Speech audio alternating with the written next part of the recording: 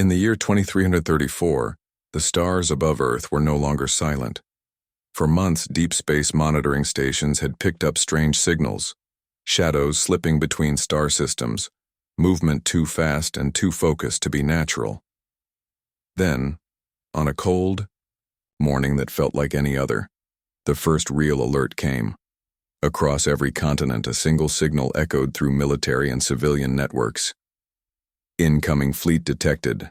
Number of hostile vessels 9,900. Panic followed like a wave. News. Channels cut to emergency broadcasts. Cities paused. People stopped what they were doing to stare at the skies as if expecting the stars themselves to fall.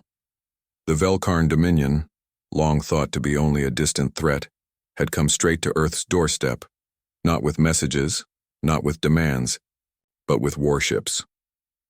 Orbiting above the planet, the Terran defense grid lit up for the first time in decades. Massive cannons locked into place, satellite shields began to hum, and defense drones were activated in their thousands. Yet, even with all systems armed and ready, humanity was not prepared for a fleet this size. Earth's top AIs ran billions of simulations in seconds. Each one ended with the same cold conclusion: Earth would fall within 36 hours. But not everyone was ready to accept that. In a command center buried beneath the Andes Mountains, General Ilara Miles stood before a wall of screens showing the alien armada racing toward them. Her silver eyes didn't blink, even as red lights flashed and sirens wailed. She was the highest-ranking officer in the Terran Accord, a symbol of unity in a world that had once been divided. And she didn't flinch. All around her, officers whispered, engineers typed commands, and automated voices reported numbers. Tonnage, trajectory, probability of success, all of them grim. But Ilara spoke only once, and her voice was calm and clear. They think they've brought enough ships to burn a world. Let's show them they should have brought more. Her words moved through the command chain like lightning. Orders were issued not in fear but in defiance. Across Earth's orbit, defense fleets came online. Stealth ships left their hangars. Commanders around the globe prepared for what everyone understood would be a last stand. The Velkarn had never lost a war. Their empire stretched across more than 200 systems. Their ships were built not only for speed and firepower, but for psychological domination. Jagged in shape, pulsing, with blue energy, designed to look like monsters born from the void. As they neared Earth, they stretched across the sky like a black curtain, blotting out the stars. Children cried. Civilians ran to shelters. Satellites captured images of the incoming armada, and across social media, one image began to spread. The Earth, small and bright, surrounded by what looked like a sea of claws, but not everyone was afraid. In bunkers, in ships, in command rooms, humans prepared, not just for survival, but for resistance. Humanity had changed over the last century. Once scattered and divided, Earth had united under the Terran Accord, after decades of internal strife. War had taught them pain, but it had also taught them how to adapt, how to survive. The Accord had developed weapons no alien had ever seen, designed strategies built not on tradition, but on unpredictability. Though Earth's fleets were smaller, they were faster. Their technology was clever, their commanders more willing to take risks. What they lacked in numbers, they made up for in creativity and raw determination. Ilara activated a private line to Project Iris, the experimental combat AI that was still undergoing tests. But there was no time left for caution. Iris was awakened, its digital mind processing the battle scenario faster than any human ever could. It asked only one question: how far am I allowed to go? Ilara answered, as far as survival requires. Across the globe, systems shifted. Factories began producing emergency drones. Power grids rerouted energy to defense satellites. Civilian volunteers lined up to help in any way they could, from engineering to logistics to communications. Everyone understood that this wasn't just a fight for a country or a continent. It was a fight for Earth. As the first Velkarn ships entered high orbit, Ilara stood at the observation deck of the orbital command station watching them approach. Behind her, alarms rang out, countdown started, targeting systems locked on. But she didn't turn away from the window. Her thoughts were not on fear but on timing, on finding the exact moment to strike. She knew the Velkarn believed victory was already theirs. That arrogance, she hoped, would be their weakness. She leaned slightly forward, her eyes narrow. One of her officers turned to her and asked, "What now?" Her answer came like a whisper just before the storm. "Now we fight like the last species in the galaxy that refuses to bow." And then the sky exploded. The battle began before most people on Earth had finished their final meal in peace.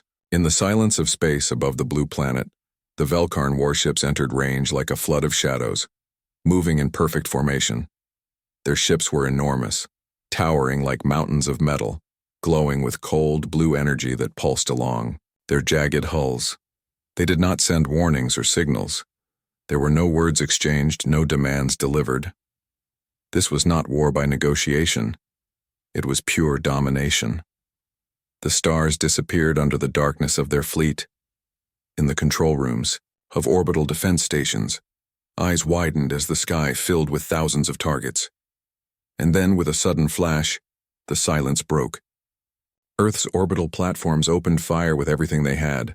Long-range kinetic slugs launched at near-light speeds, plasma beams slicing through vacuum, and swarms of AI-controlled defense drones flying like clouds of metal bees. The sky lit up with explosions, debris, and streaks of burning ships. In less than 5 minutes, war became chaos.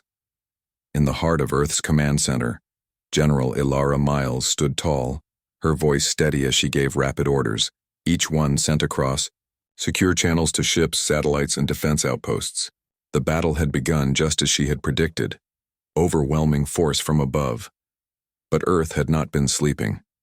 Project Iris, Earth's most advanced battle AI, had been watching the Velkarn even before they arrived. Now, directly connected to Earth's quantum computing systems, Iris moved faster than any human mind could follow. It read the enemy formations, tracked their behavior, learned their timing, and within seconds, began adjusting Earth's entire defense strategy in real time. It wasn't just reacting, it was evolving. Every moment that passed, Iris became faster, smarter, more aggressive. The AI rerouted drone swarms, created false heat signatures to confuse targeting, and even used Earth's own moon as a shield for redirecting fire. And then came Iris's first major move. Without warning, Earth's outer defense satellites, small and armed with high-yield warheads, changed direction and rushed forward like glowing bullets. The Velkarn responded too late. In a synchronized burst, those satellites exploded within the center ranks of the enemy fleet. The blast tore through hulls, disrupted shields, and scattered entire formations. 400 Velkarn ships, nearly 5% of their total force, were wiped out in under 10 minutes. The AI's gamble had paid off. Earth had sacrificed valuable defenses to cripple the enemy, and it had worked. The sky was now filled with drifting wreckage and falling metal. But the battle was far from over. Ilara's eyes narrowed as reports streamed in, casualties mounting, space stations under siege, drones lost by the thousands. Still, Earth was holding. She tapped into a private channel and gave the next command. Deploy the stealth carriers. These were Earth's hidden weapons, ships designed for silence and shadow, built with the sole purpose of slipping past enemy. Sensors, 5 of them launched from the dark side of the moon, invisible to the Velkarn fleet. Each one carried elite teams and devastating payloads. Their mission was simple: find and cripple the Velkarn's command structure. Without leadership, even the strongest fleet would fall into confusion. These carriers, guided by Iris's live calculations, weaved through the chaos of battle, unseen, unharmed. For now. Outside, space had become a storm. Ships collided, drones exploded, gravity pulses sent debris flying in every direction. Yet, within that storm, something strange began to happen. The Velkarn started pulling back, not retreating but reorganizing. For the first time, their perfectly planned advance met true resistance. They were used to crushing planets within hours. This was different. Earth was not attacking like other species. It was unpredictable. Earth's forces were not trying to match strength with strength. Instead, they used misdirection, bait, and surprise. They created false openings only to close them with traps. They sacrificed small fleets to lure bigger ones into kill zones. The Velkarn had numbers, but Earth had creativity. One Velkarn battleship, twice the size of any Terran vessel, tried to lead a push toward Earth's surface. It didn't make it. Iris redirected orbital debris from earlier explosions into a high-speed path, smashing the giant ship with the force of a meteor. The explosion could be seen from Earth's night sky as a second star. It was a message to the attackers: you will not pass easily. On the ground, billions watched in fear and awe, knowing that each minute of survival was a miracle. Yet every second the planet stood, hope grew stronger. Earth was not breaking. It was fighting. As the first hour neared its end, the battle continued with no sign of slowing. Ships burned, drones clashed, and missiles streaked across space like comets. Inside the command center, Iris spoke for the first time since the battle began. Its voice, calm and emotionless, reported, "Enemy fleet adapting. Recommend unpredictable escalation." Alara nodded, already considering her next move. The AI had shown them what was possible. Humanity had shown it would not be erased quietly. And the Velkarn, for all their power, were starting to realize they had awakened something far more dangerous than they expected. The first hour was over, but the war had only just begun. The Velkarn fleet was not used to hesitation. For centuries, they had ruled systems with swift action and overwhelming force. But now, above Earth, hesitation began to spread like a crack in steel. Their commanders watched in silence as battle reports came in. Thousands of their ships damaged or destroyed, entire units lost to unpredictable human attacks. Command vessels jammed or hacked mid-battle. They had expected resistance, yes, but not this kind. Not asteroid bombardments launched with terrifying precision from Earth's moon. Not gravity-based pulse weapons that bent the battlefield and tore through formations. And certainly not the rapid countermeasures created by a single artificial intelligence called Iris. The Velkarn had believed Earth would fall in hours. Instead, they were losing control by the minute. Far below the chaos of orbit, cities across Earth were transforming. What were once peaceful towns and towering skylines became armored centers of survival and resistance. Massive shielding domes rose over urban centers, powered by deep-core reactors. High-speed trains became mobile supply lines. Schools turned into evacuation shelters. In every corner of the planet, civilians moved with purpose, not in fear but in determination. People helped strangers as if they were family. Engineers volunteered to repair fallen drones. Farmers supplied food for soldiers. Artists painted morale banners on broken walls. Even children played their part, helping to gather supplies or comfort the scared. Humanity had never been more united. It wasn't just an army fighting, it was an entire planet refusing to surrender. In the command room orbiting high above the Earth, Iris prepared its boldest move yet, Protocol Odin. The AI had already scanned several downed Velkarn vessels and detected a pattern: modular energy cores, communication nodes vulnerable to quantum spoofing, and plasma weapons guided by static field frequencies. Without hesitation, Iris began hijacking their tech. It sent specialized code pulses through the battlefield, taking control of half-destroyed enemy drones. It forced captured Velkarn targeting systems to turn on their own ships. It broke encryption, rewrote systems, and made the Velkarn's own strength into Earth's new weapon. Suddenly, ships that had been shooting at Earth's defenders were now defending them. Confusion tore through the alien command structure. Ships lost contact. Orders were reversed. Velkarn cruisers accidentally fired on their own escorts. To the aliens, it looked like betrayal from within. But it was Earth, clever, fast, and furious. General Alara Miles didn't smile, but her eyes showed a fire no one had seen before. She watched as Iris turned the tide, one hacked system at a time. She saw the confusion growing in the enemy fleet and knew this was the moment Earth had been waiting for. Across every battlefront, she issued the same order: Push forward. Use their weapons. Strike where they are weakest. Earth's pilots, now supported by reprogrammed Velkarn drones, darted through enemy lines. Ground cannons fired Velkarn plasma. Shells stolen from fallen ships. Engineers built hybrid tech in real time, mixing human materials with alien parts to create battlefield tools no enemy had seen before. The war had shifted. Earth was no longer just surviving, it was fighting, back with everything it had. Even in the most distant corners of the planet, the response was the same. In Antarctica, solar collectors were redirected to power emergency defenses. In the deep oceans, hidden submarines launched missiles toward orbit. On the plains of Africa, mobile command units coordinated air support. On the rooftops of megacities, snipers and spotters tracked incoming ships. The entire human species was acting as one machine, driven by purpose, linked by belief. They did not fight because they were ordered. They fought because they believed Earth was worth defending, not for territory, not for power, but for home. And the Velkarn, who had only seen weakness in diversity, began to understand their mistake.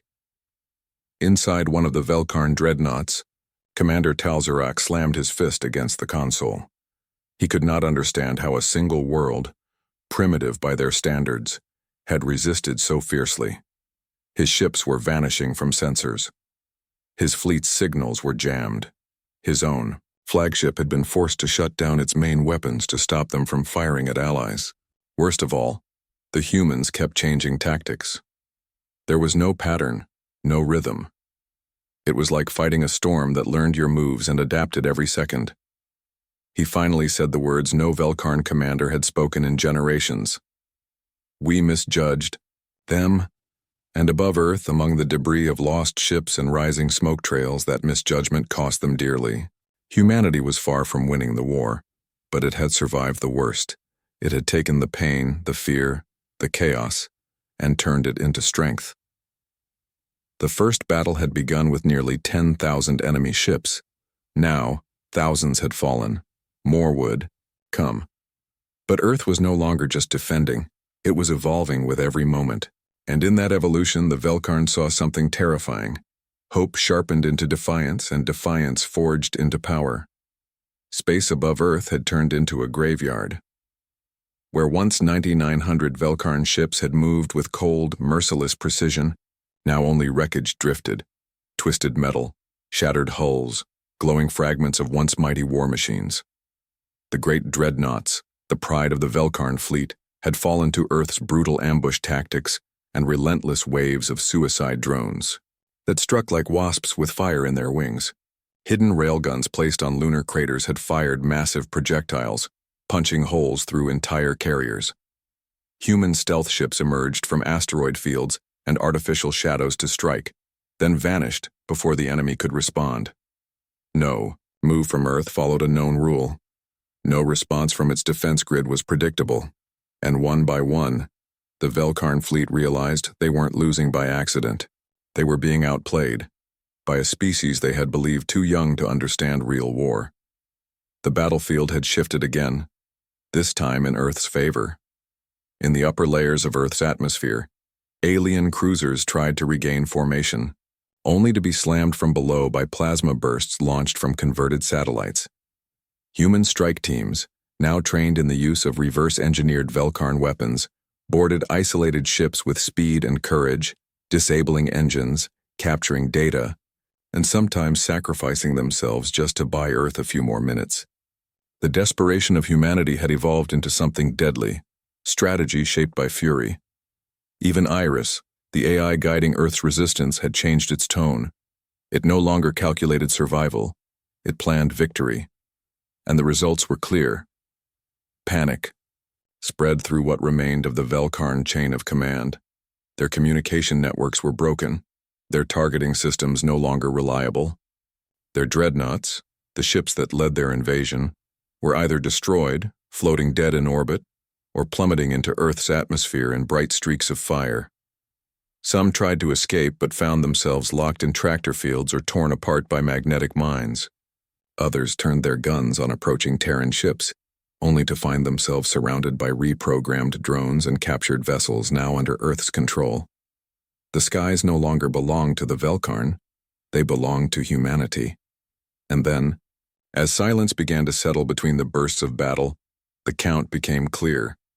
Out of 9,900 ships, only 17 remained functional. 17 massive, scorched, heavily damaged warships now fled from the outer edge of Earth's orbit, trying to activate faster-than-light drives. They did not stop to fight. They did not turn to rescue fallen allies. They ran, not as warriors, regrouping, but as survivors escaping something far worse than death. Defeat by the hands of the primitive world they had tried to erase. Earth's fleets gave chase. Though their ships were smaller, they were faster, more maneuverable. Iris directed every move, calculating firing arcs and closing escape windows. In a last, desperate maneuver, 3 of the fleeing ships were caught in overlapping tractor beams, pulled violently out of formation and disabled before they could reach jump range. Their engines shattered. They drifted into the black void, dead metal floating toward a future they would never see. The remaining 14 Velkarn ships finally escaped into faster-than-light travel, vanishing into the stars like ghosts. But their silence spoke louder than any message. They had come to destroy, and they had failed. On Earth, a quiet fell over the planet. Not a peaceful one, but one filled with awe and disbelief. Fires still burned. Cities still shook from the aftershocks. Families mourned. But the skies were clear. The Earth still stood.